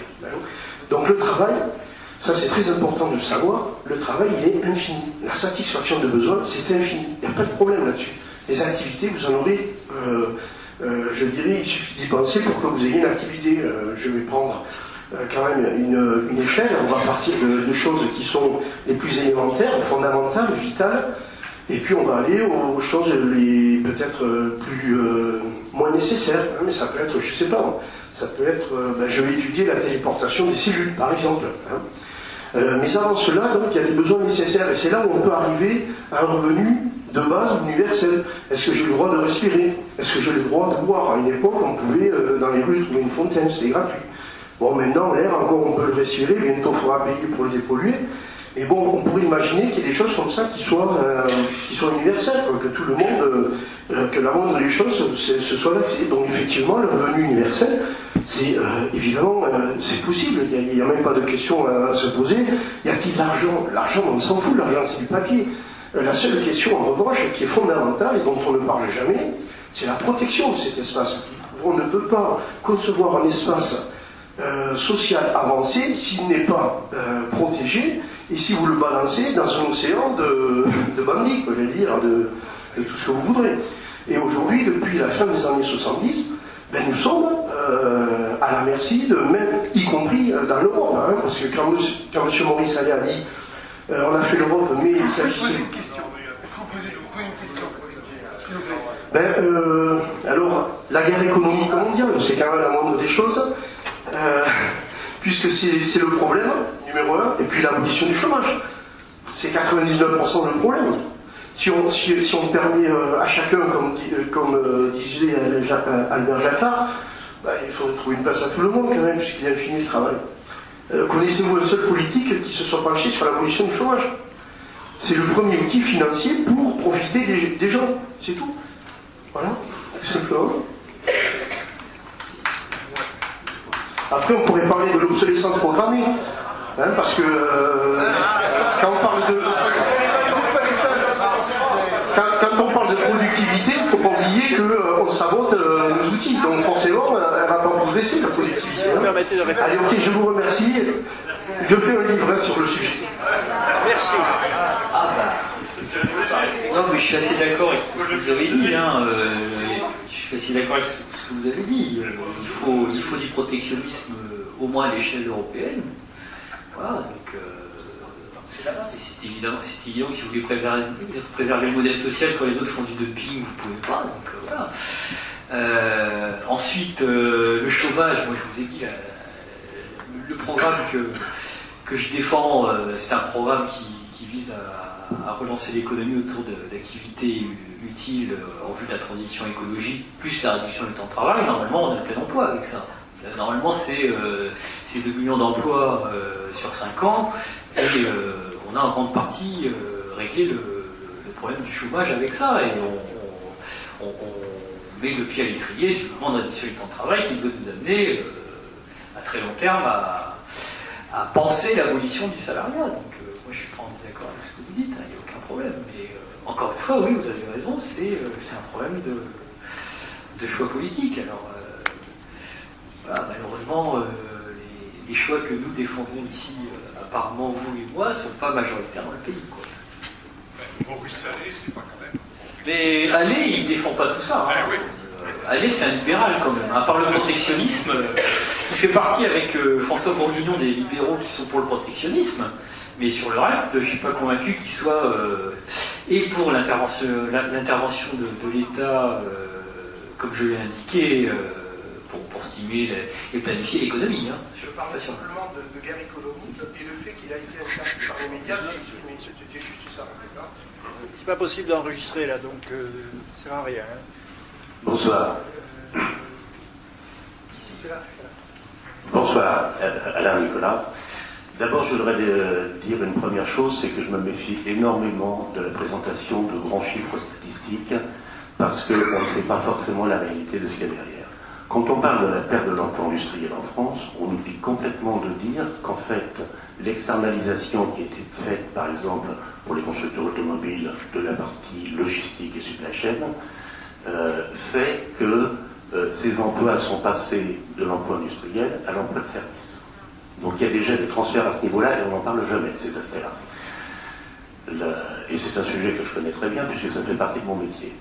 D'autre part, par rapport au revenu de base universel, il y a une question qui me paraît importante aussi à traiter, et j'aimerais bien que vous puissiez en parler un petit peu, c'est que quand on parle de la production, on ne parle, et c'est un peu le reflet des grands chiffres, que de la production monétarisée. Or aujourd'hui, il y a une production colossale, je parlais des associations, je parlais du fait que quelqu'un peut construire sa maison lui-même, qui sont de la production, donc qui augmentent la valeur du fonds de production qui est fait, mais dont une part importante est non monétarisée. Enfin, qui n'est pas monétarisée. Le revenu de base universel permettrait de sortir une partie de la production de la monétarisation vers la non-monétarisation. Qu'est-ce que vous en pensez? Je vous ai dit ce que j'en pensais pendant mon exposé. Je pense que l'enjeu, il est dans l'économie monétaire de production, dans la sphère de la production, où c'est là que l'enjeu du pouvoir économique se joue. Alors après, vous parlez de la sphère domestique. Est-ce que c'est souhaitable de marchandiser la sphère domestique? J'en suis pas convaincu.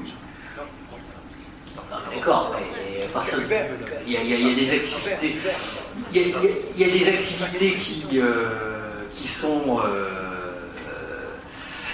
socialement pas reconnues parce qu'elles ne font pas l'objet d'une validation monétaire. Et je ne sais pas si vous avez... Je dis exactement le contraire, c'est-à-dire que je dis qu'aujourd'hui il y a une part importante de production, notamment les associations, qui produisent des choses colossales, comme par exemple, on va prendre les restos du cœur, c'est des heures travaillées, ces gens-là, qui ne sont pas monétarisés. Et je dis que le revenu universel de base permettrait, est-ce que ce ne serait pas une façon aussi de sortir une partie de la production de la monétarisation?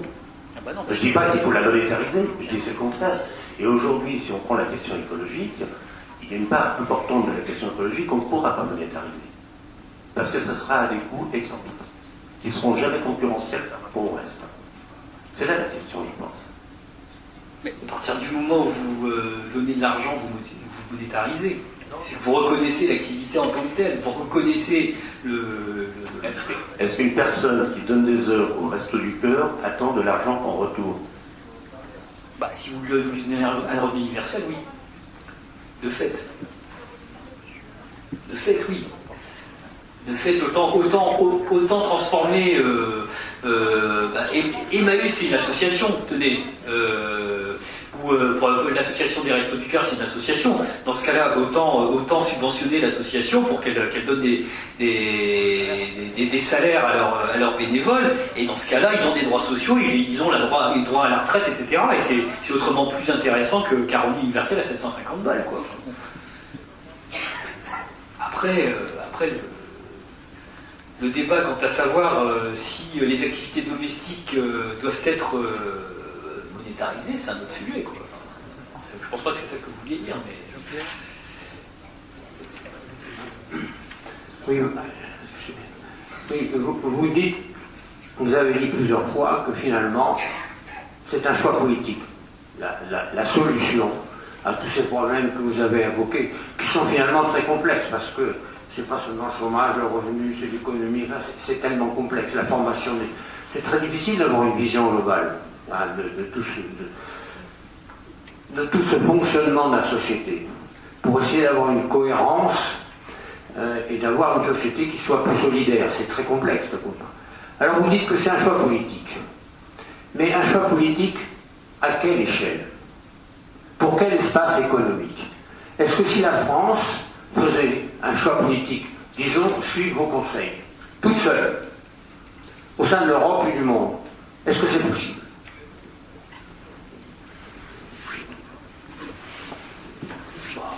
Pourquoi pas? Le seul problème que je vois, c'est que ces nuages de Tchernobyl, ils ne s'arrêtent pas à la frontière, quoi. Bon, ça, c'est un vrai problème. Sur les questions écologiques, c'est évident que les émissions de CO2, si on ne s'y met pas tous, il y aura un problème. Mais sur le reste, je vous rappelle que les Britanniques, quand ils étaient dans l'Union Européenne, n'étaient pas dans l'euro. Bon, ils n'avaient pas le pacte de stabilité appliqué. Ils avaient un rabais sur la contribution britannique. Ils pouvaient financer leur budget comme ils voulaient avec leur banque centrale. Voilà, donc ils avaient des marges de manœuvre que nous on n'a pas si on veut mettre en place ce type de politique. Après, ils sont plus dans l'euro là, dans l'Union Européenne, ils sont plus dans l'Union Européenne, mais je vous invite à regarder l'accord que Theresa May a négocié avec Michel Barnier. Ils restent dans l'union douanière, hein. Et c'est ce qu'ils doivent faire avaler aux unionistes, aux indépendantistes nord-irlandais. C'est tout. Mais ils ont encore mieux qu'avant, ils ont le beurre, l'argent du beurre et tout le reste, quoi. Ils n'ont pas les emmerdes de l'Union Européenne et ils ont accès au marché. Bon. Non mais tout ça pour vous dire, que l'idée selon laquelle on se jetterait à la mer si on sortait de l'euro, c'est une idée un petit peu farfelue, quoi, parce que il y a plein de pays qui ne sont pas dans le régime de monnaie unique, qui s'en servent très bien et qui peuvent justement utiliser, quand elles le veulent, un certain nombre de barrières protectionnistes, par ailleurs. Et puis bon, mais moi, le principal problème, si vous voulez, le principal problème qui préoccupe l'humanité aujourd'hui, c'est le réchauffement de la planète. Et le seul point noir, c'est ça, quoi. C'est que si tout le monde s'y met pas, on a un problème. Non mais vous votez en touche là. Non. Si, vous ne répondez pas à la question. L'Angleterre, d'accord, sauf que l'Angleterre n'a pas du tout appliqué ce que vous recommandez. Est-ce que ce que vous recommandez est applicable à une échelle économique, socio-économique, d'un pays comme la France? Ce que vous recommandez? Absolument. Pourquoi on ne le fait pas? Parce qu'on ne choisit pas le faire. Mais attendez, il ne va pas échapper que depuis 1983, et ce qu'on appelle la gauche et la droite bonapartiste qu'on appelle la droite gaulliste se sont convertis contre nature au libéralisme.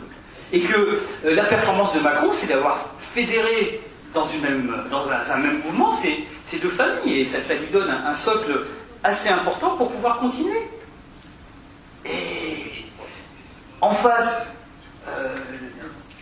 l'alternative s'est pas organisée. En 2022, on risque d'avoir ce qui reste de LR, qui est la vieille droite légitimiste, si j'utilise les termes de René Raymond, pardon, qui est très poreuse avec l'extrême droite poujaniste, et qui va former l'alternative. Et eux, sur le plan économique, défendent quelque chose de plutôt... alors c'est plutôt du Maurice Allais avec du protectionnisme de ce côté-là, encore que... bon, est-ce que Chillon est protectionniste? J'en sais rien.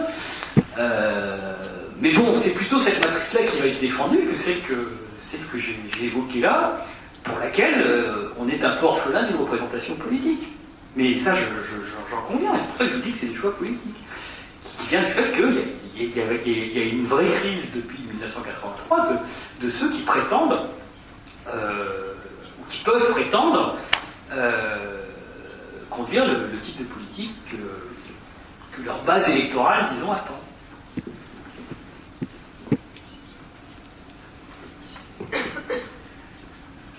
Dans un livre récent intitulé « Les enfants du vide », Raphaël Glucksmann appelle à un combat déterminant, décisif, vers ce qu'il appelle une écologie tragique. Et dans la fin de son bouquin, il préconise un certain nombre d'options, dont le revenu universel.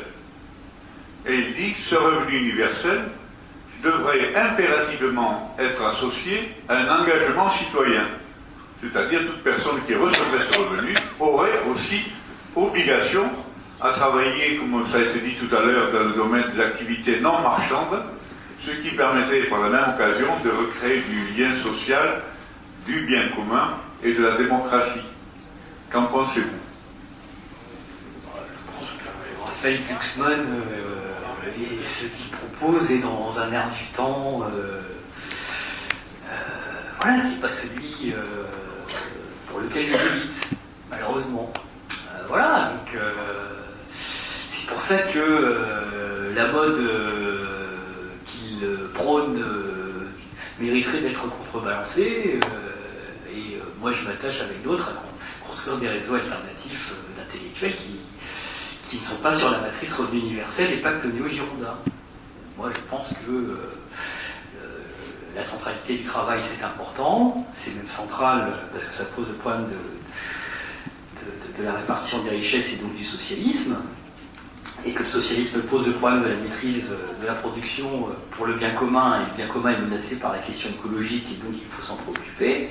Et puis je pense que la République est quelque chose de fondamental, notamment dans notre pays, comme échelon pertinent dans lequel se reconnaissent les citoyens pour construire un certain nombre d'instruments de résistance à la mondialisation. Bon, eux pensent que l'Europe peut le faire comme ça, avec un revenu universel et avec la bonne volonté des uns et des autres. Moi, je les trouve un petit peu naïfs. Voilà. Donc, c'est pas tout à fait le même projet. Mais sur le plan intellectuel, je pense que si un jour tous les gens de bonne volonté, et eux en sont sans doute, se mettent autour d'une table pour construire un cadre collectif où tout le monde se respecte et règle le problème de la crise que nous subissons, la crise politique que nous subissons depuis 1983, bon, leur philosophie comptera, mais elle doit être contrebalancée par d'autres philosophies, dont celle que je défends et qui a sa cohérence politique. Nous ne sommes pas sur comme dirait Strauss-Kahn, sur le même logiciel. Voilà. Oui, je reprends la parole parce que je pense que le revenu le revenu universel permettrait à toutes les activités dites non rentables, qui sont très importantes, parce que dans les activités non rentables, il y a des activités justement contre le réchauffement climatique, pour l'aide aux personnes les plus démunies, etc. Ça peut être bon, à l'extrême du bénévolat pur, mais ça peut être aussi des économies sociales et solidaires qui n'ont pas une rentabilité au sens capitaliste du terme, c'est-à-dire que une multinationale ou une entreprise assez importante a besoin d'un retour sur investissement de 10-15% pour faire une activité, et on voit que toutes ces activités-là, souvent, saccagent la planète, saccagent l'humain. Tout ce qui... Moi, je vous arrête tout de suite. Alors, dans ce cas, on les laisse faire. On donne un revenu universel et on les laisse faire. On leur conteste pas le pouvoir de polluer la planète. On les laisse faire qui? Ils Les entreprises qui saccagent la planète avec les actionnaires. On les laisse faire. Le revenu universel, ça règle tout le reste. Et on les laisse faire. On ne conteste pas leur existence. Il y a un pouvoir citoyen qui peut contrebalancer comment on va dire ça, la prédation de ces gens-là qui cherchent à gagner le plus possible en un minimum de temps, avec un maximum de capital et un minimum d'humain. Donc oui, c'est là la lutte principale, c'est là le combat. Si on veut soutenir des actions qui ne sont pas rentables pour ces entreprises-là, eh bien il faut le revenu universel.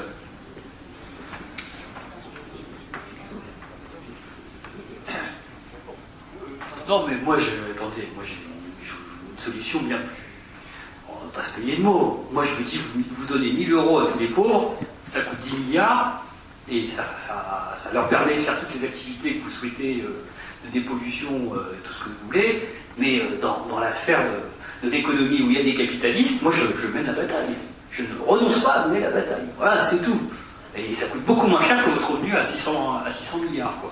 Et les 500 autres milliards, les 550 autres milliards, moi j'en fais autre chose. Voilà.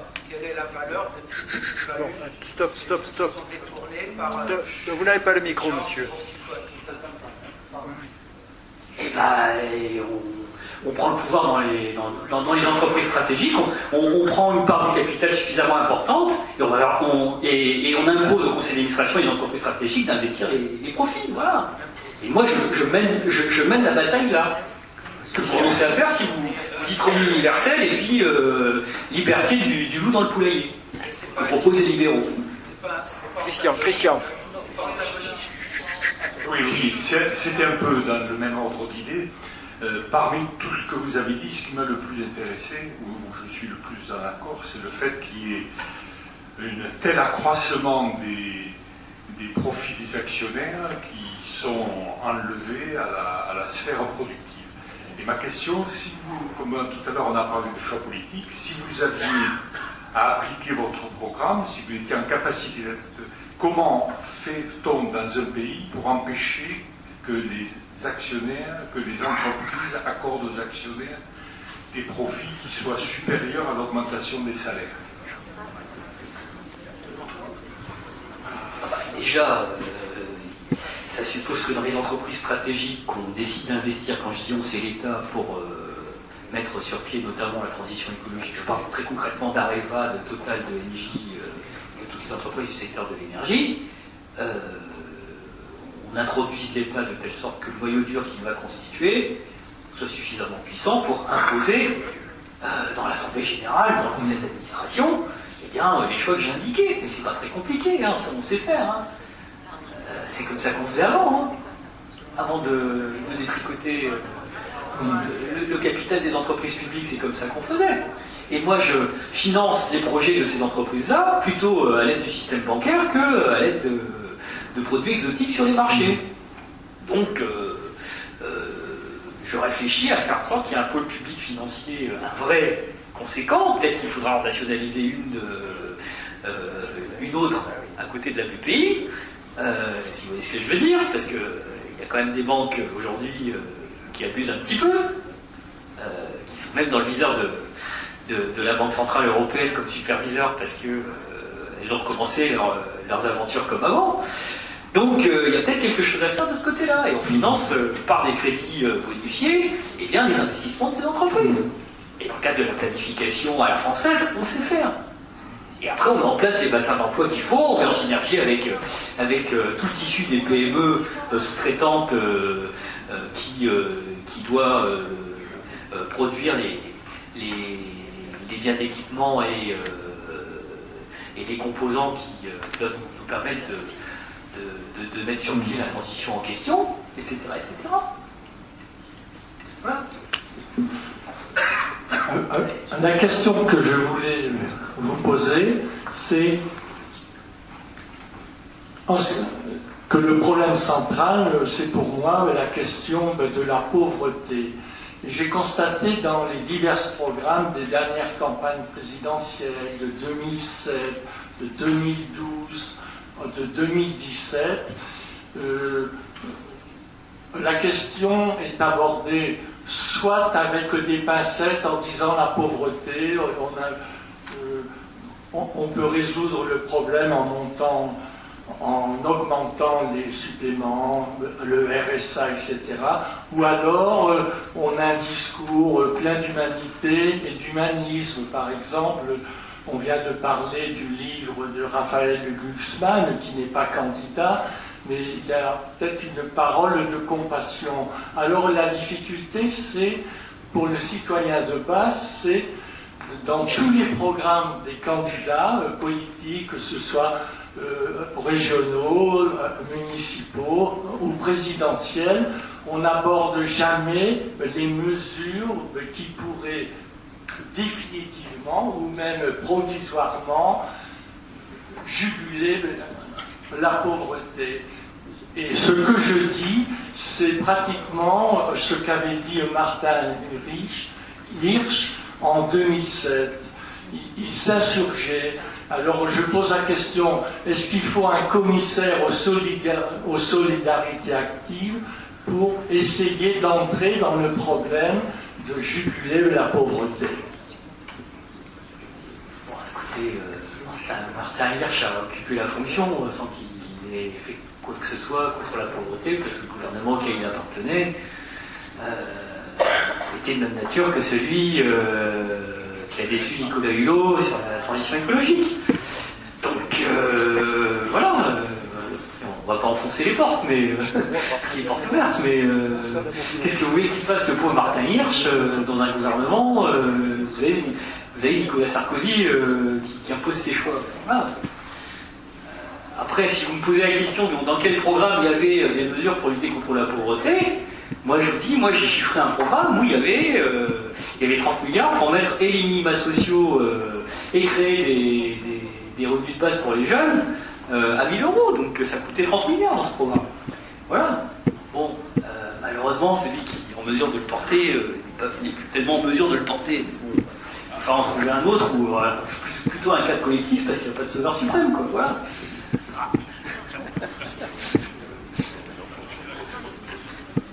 Il y a une question là et une question là-bas. Donc ce sera les deux dernières questions.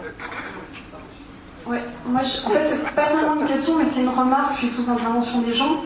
C'est peut-être réexpliciter le lien entre revenu universel et finalement le bénéfice, pro MEDEF en fait, le bénéfice que tire le MEDEF aussi du revenu universel, et peut-être aussi à mettre en lien avec l'impact écologique de tout ce modèle de production que défend le MEDEF et que peut insidieusement appuyer le revenu universel.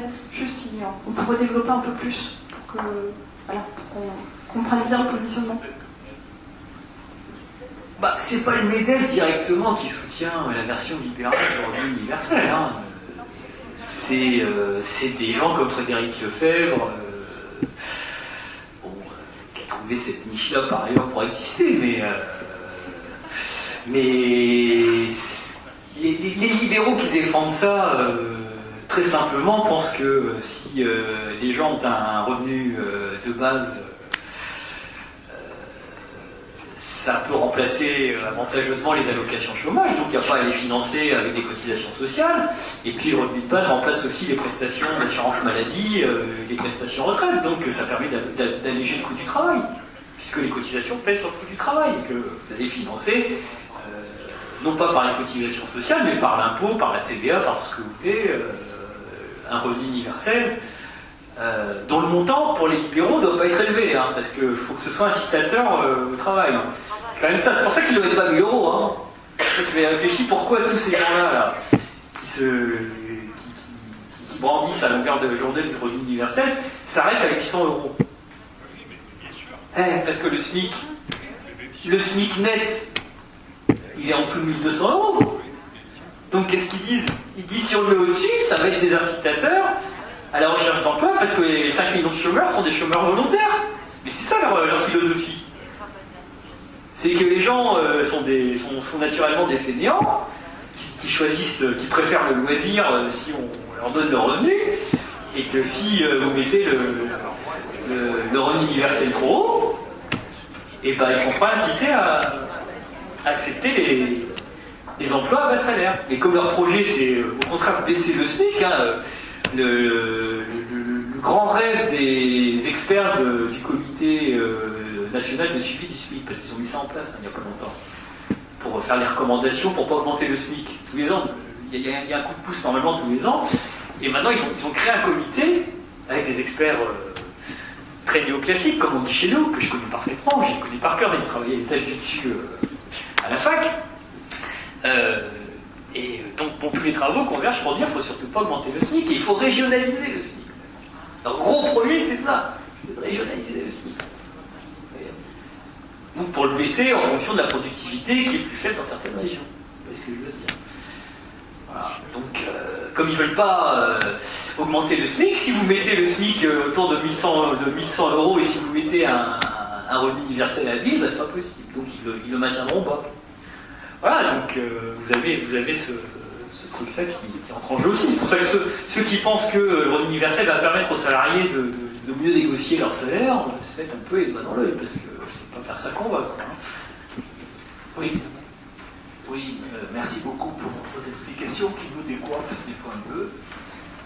Voilà, j'ai cru comprendre, je ne sais pas si j'ai bien compris, que pour vous quand même le salariat était un mode de travail qui était appelé à ne pas disparaître, même à se pérenniser, et qui permettait effectivement tout un tas de lois sociales, d'avoir des revenus et des couvertures de services, etc. Mais ne pensez-vous pas quand même qu'il y a maintenant une aspiration à changer un peu la répartition du pouvoir dans une entreprise? Bon, quelque part, le modèle que l'on traîne pour le moment, c'est un modèle où il y a un patron qui possède le capital et des salariés qui touchent un salaire pour vendre la force de travail. Est-ce que ce modèle-là est-il pleinement épanouissant pour l'avenir? Ne sent-on pas chez les jeunes la volonté de sortir un tout petit peu de ce modèle-là pour avoir plus d'opportunités de faire? Voilà. Vous m'avez mal compris. Moi, j'ai toujours expliqué que les travailleurs étaient exploités, que l'objectif in fine, ça doit être l'abolition du salariat, parce que le salariat doit prendre le pouvoir dans l'entreprise pour répartir la production et la répartition des richesses en faveur du bien commun, mais que pour obtenir ce pouvoir dans l'entreprise, la phase de transition, c'est d'obtenir le droit de regard sur une partie du surplus. Donc ça commence par la sécurité sociale et ça doit continuer par autre chose, par la maîtrise de l'investissement.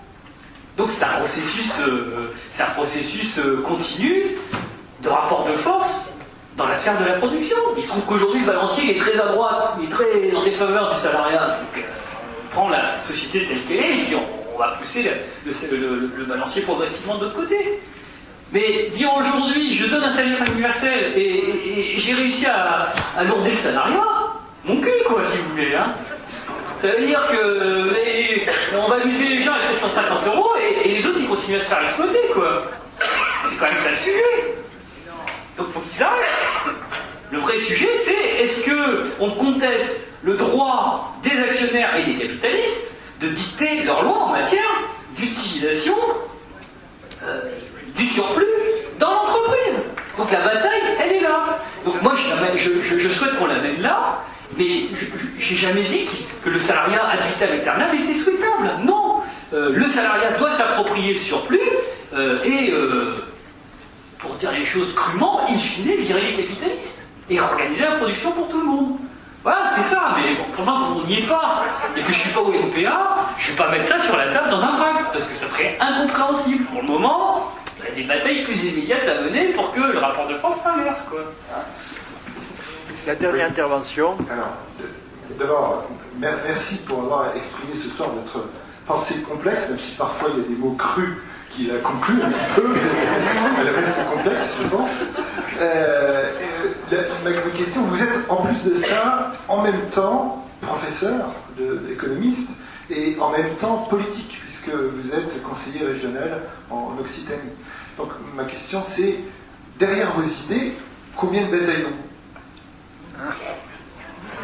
Bah, écoutez, il y avait 6 millions de voix présidentielles qui défendaient un petit peu... voilà, comme j'ai 3 minutes. Après, si on veut faire plus de 6 millions de voix, il faut qu'on soit crédible. Donc il faut continuer à travailler ces sujets-là pour que le programme soit applicable. Mais comme je vous l'ai dit, malheureusement, ceux qui le portent actuellement subissent une crise de crédibilité. Donc moi j'ai un petit problème, si vous voulez. Du coup, à la région, je suis non inscrit là. Et dans le pays, je suis un citoyen engagé comme vous. Donc je suis très content de venir avec vous essayer de faire en sorte que nos idées coagulent, grossissent et se mettent en réseau. Et puis, je pense qu'on finira par y arriver, mais il n'y a rien d'autre à faire, quoi. Il n'y a rien d'autre à faire, ou alors on rentre cultiver notre jardin. Mais comme j'ai compris que ce n'était pas votre but dans la vie, on va rester en réseau et je reviens quand vous voulez.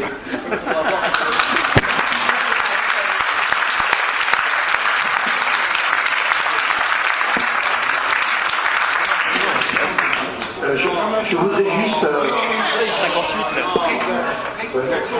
Je voudrais juste dire une chose, c'est qu'on demande beaucoup aux entrepreneurs, on demande beaucoup aux politiques, mais à notre niveau, nous avons un pouvoir considérable.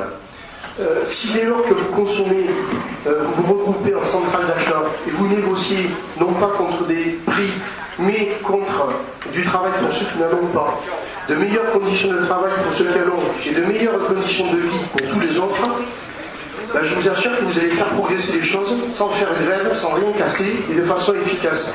Allez, merci. Merci. Alors, merci. Merci d'avoir fait avancer le débat, tout au moins pour avoir balayé avec le sourire un certain nombre d'idées reçues. Voilà, merci.